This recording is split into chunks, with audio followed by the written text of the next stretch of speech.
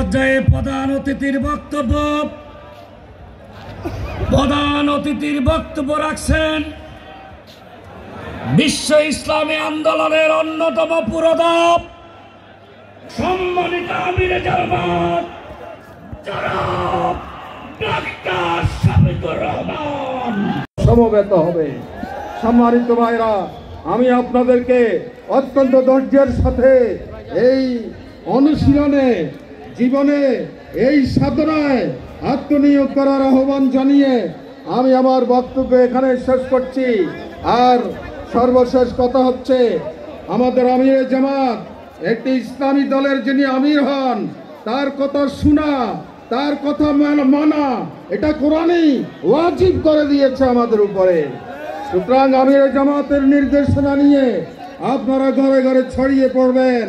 এই দেশকে 5ই আগস্টের অভ্যুত্থানের চেয়েও আরো একটি বড় বিপ্লবের জন্য দেশের জনগণকে সংগঠিত করবেন। আল্লাহ তাআলা আমাদের সবাইকে শক্তি দান।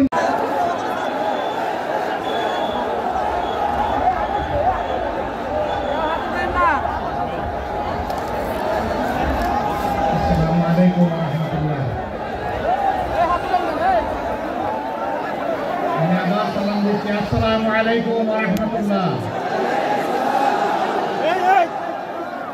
কেমন আছেন আপনারা সবাই? বক্তব্য শুরুর আগে দুটো অনুরোধ আপনারা মানবেন তো ইনশাআল্লাহ।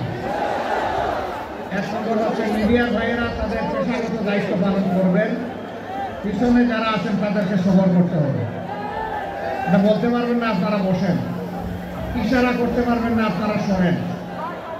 আপনারা এই সহযোগিতা করবেন তো পিছনে যারা আছেন?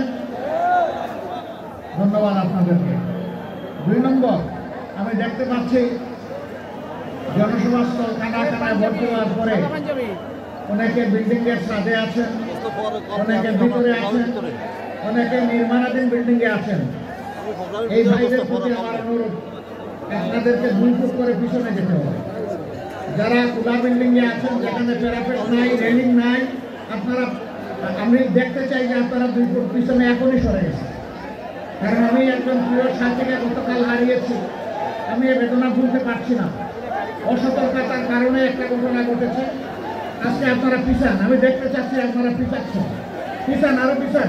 এই যে রেলিং এ যারা বসে আছেন তারা এখান থেকে সরে যান, এরা বসবেন না, সরেন, ভিতরে সরেন। বাস ধরে যারা আছেন তারা পিছনে যান। হঠাৎ করে বাসটা বসতে গেলেই কিন্তু বড় বিপদ ঘটে যাবে। আপনারা ঢুকেন, ভিতরে ঢুকেন। এই যে বসে আছেন আপনারা ভিতরে ঢুকেন, আরো ভিতরে যান, একটু ভিতরে যান, ভিতরে যান আপনারা। না, আপনারা কিন্তু সরেন নাই, আমি যেভাবে আশা করছি এইভাবে সরেন নাই, আরো সরতে হবে আপনার।